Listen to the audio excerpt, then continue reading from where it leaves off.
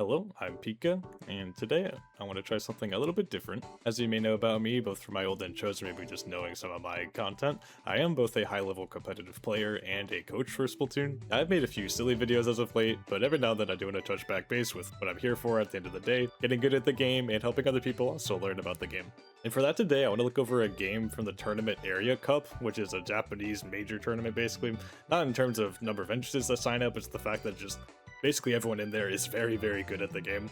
I just played in my first ever instance of it, Area Cup 52, and me along with my friends, we got completely destroyed. But not only is it fun to get really destroyed like that, even when you're considered a pretty strong player around here, but also there's a lot to be learned looking over these matches today, and I wanted to share some of what makes Japan special in the way that their top level players play, and also just show ways that you can use replays to really study and learn from losing, not just watching yourself, but also what your opponent is doing really well. Also, I do not read Japanese or speak Japanese, so I do not know how to pronounce the team name, but I will put them on the screen now, the name of our opponent that is. Anyway, let's hop on in. So as you can see, we're trying a composition that's pretty hype after the patch. We're trying Dynamo, along with Shiny's Bow. Bow and Dynamo seem to pair really well with chip damage and the way they cover different effective ranges for each other well, and then Tent, because Kronos is a Tent guy, and Dapple, because Gimmy's a Dapple guy, but also very good at it. That does not matter in this opening, though, because Gimme drops in alone. We're not there to help him, and he's immediately punished for that. Though we do get to hold off for a while here. They actually do run into us. We get to kill Pro here. I get Cooler down. Gimme runs in. We get a few kills. It actually ends up as a pretty nice opening for us overall. Gimme living on literally 1 HP. Bro is crazy. But they're also in just as quickly.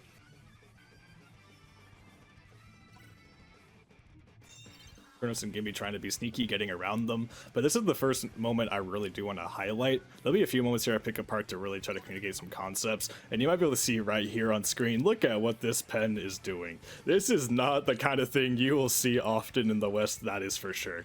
So let's go back and actually look at this a little bit more in depth and talk about why the pen did this. So again, most of the time, Snipe Rider or pen, as we say, is not the kind of weapon you consider going for flanks like that.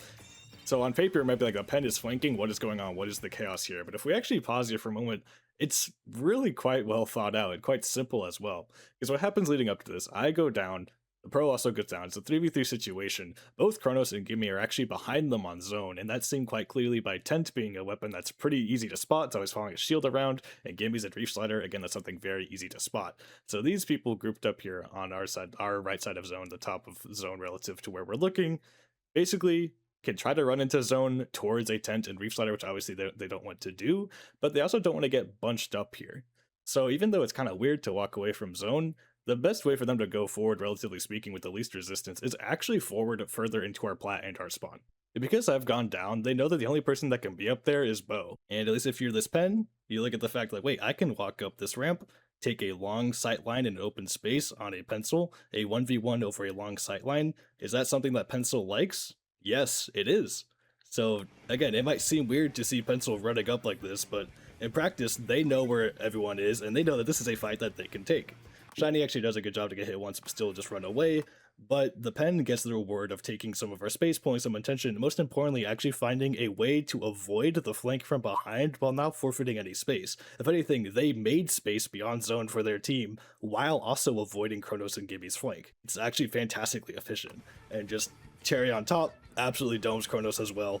Salt in the wound, Gibby goes down, and what looked like a very potentially nice retake from us just kind of crumbles because of just how efficient they were on doing something that, again, on paper seems unorthodox, seems risky, but given the context and information that they had, them taking this push really makes a lot of sense more than anything.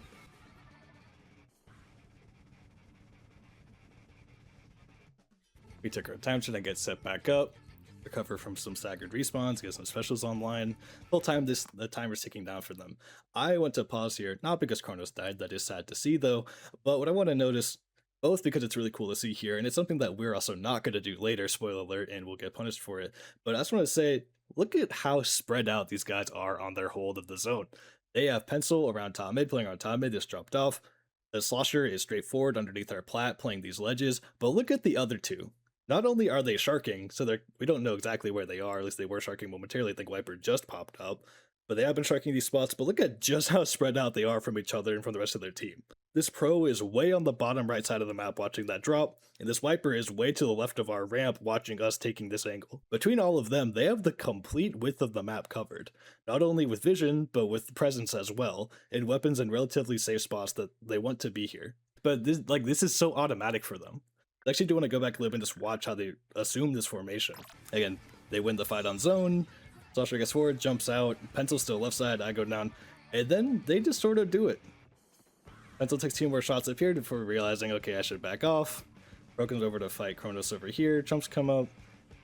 But through all of this, they're just slowly fanning out, finding their spots. Pro just sticks that shark from way long ago, and Viper just kind of gets the memo. My Pen's top mid, my Sasha's watching front, my Pro's on right. What's the one gap there's still left to be? Left. Because Viper could arguably be under right side just like the Pro is, Viper could be under ledge like the Bucket is, but he doesn't choose either of these, even though they could be good positions for his weapon in certain contexts, because he wants to fill in that last gap. There's no side that's safe for us to go, no side where we can avoid any conflict. Everything is washed, and no matter what, we're going to find a fight, and arguably we won't even know that it's coming.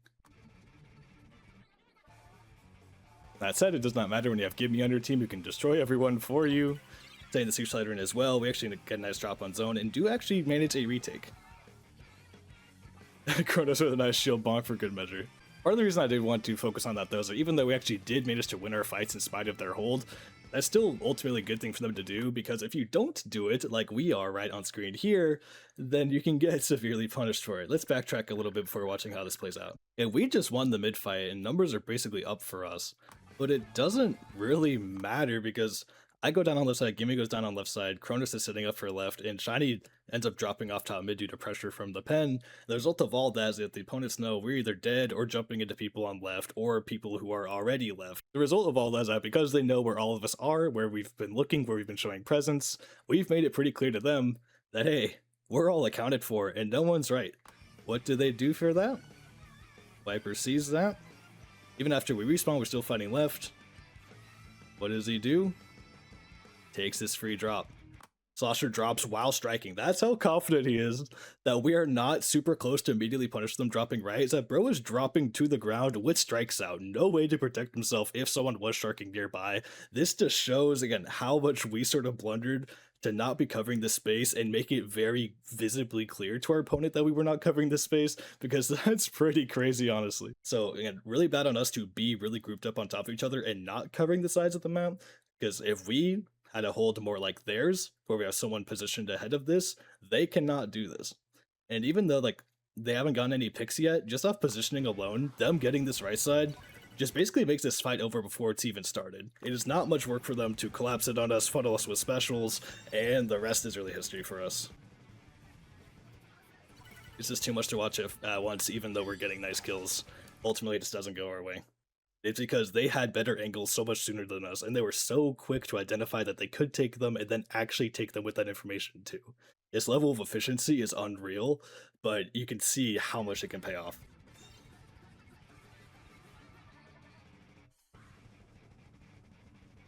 Gimme gets a drop into the left side, does fight pretty early without us, I will say. But we get Cooler out, we get Chumps to go out. But they're already swinging us to fight right side, kills me before the vac can do anything. Hammer for the vac, so that retake attempt just completely crumbles by them challenging us so early. Gimme redeeming himself from before, we basically winning an outright 1v2, getting us in, we get some nice picks on zone, and we are actually set up once again. So overall, despite them having a lot of clean fights, we are just brute forcing some of these retakes. The question is, can we get a good enough setup to really do anything with them? And here, so far, I'm sort of learning from my mistakes. I'm pinning up right side, maybe a little bit too much, maybe a little too far away from the action, how far away I'm going over there. But at least it does mean they don't just get a free drop. They actually do have to fight our team coming in, and we do get a couple trades, get to stall sometime, force a few specials out of them before they actually reach zone. Feels a little bit better. We will ultimately still lose this, spoiler alert, as you can see. But we are sort of learning a little bit, hey, we need to not group up so much and see if we can force some resources earlier than maybe they would otherwise like to use them.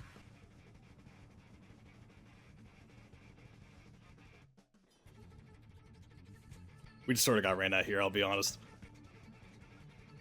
I shouldn't Viper though. Timer's low, we really just gotta run at this zone. We don't have much time to build specials or think. 8 ticks until the game is over. We just gotta drop and go. And lo and behold, just like we have a few other times this game, when we do decide just to run at them, we actually sort of can win these fights. And we do get one last chance at life here. As you know, this game does not end in our favor, as spoiled before, but relatively speaking, it doesn't start quite so bad, except the fact that this slosher just beats me to this timing really hard. Thankfully, my teammates are good at the game though, but I wish they did not have to get pulled so far away. Again, that slosher just dropped sooner than I was ready for it. Thank you, team, for holding it down though. Even if we do lose zone, we at least still have mid presence, we find some good kills. And here we go, a final hold. So what goes wrong here? Kronos gets up early, which is nice. I try to follow that up, and while Kronos does go down, he gets a pick and pulls a lot of attention. Give me the same thing, and I actually find a couple picks here to ultimately end off this situation in a 1v2 or 2v1 for us. Me and Shiny versus just this Viper, and we have zone, we have mid control. This actually looks pretty solid as we go into overtime. And so far, what have we learned? If we want to keep this hold, we need to be spaced out across the map well, we need to not overly group up, and also we need to be ready to try to fight them early and keep them from getting to zone with all their specials and people alive. However, it is not a good start when the torpedo finds me and forces me to go to the side a little bit, paired with the fact that these chumps are arguably a little bit late from Shiny, as by the time they land, they are already on plat ready to shoot them and run past them. It doesn't really slow them down much at all. And because of all that, we just don't have people where we need them to be. We weren't able to get any kills or anything early. We just get overwhelmed. And to end it off, hammer quad for the Viper, 3-in-1 throw and the first kill on me. So again, overall, pretty sad loss given the fact that we had multiple chances in there to turn the game in our favor and take control. But also, this is why we look at these kind of things. Because these players, while it might look simple from overhead like this, the fact that they are just playing so efficiently, so quickly, finding these openings, and also just having the individual skill to actually play off of them, in a lot of cases, when they do see them, actually get to execute on them as well. It's very impressive. These guys are definitely nothing to scoff at. Again, relatively speaking, in the Western scene, while I am no top player, I'm certainly better than your average bear, along with my friends, and yet we just got completely destroyed by these guys and everyone else we fought in this tournament. They are truly on a different level, and it's nice to learn what we can from them. Anyway, I just wanted to share that, so that's all from me today.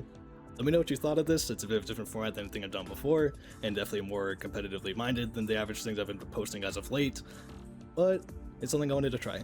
It's a pretty cool opportunity to play an event like this. Thanks for watching, and have a good one.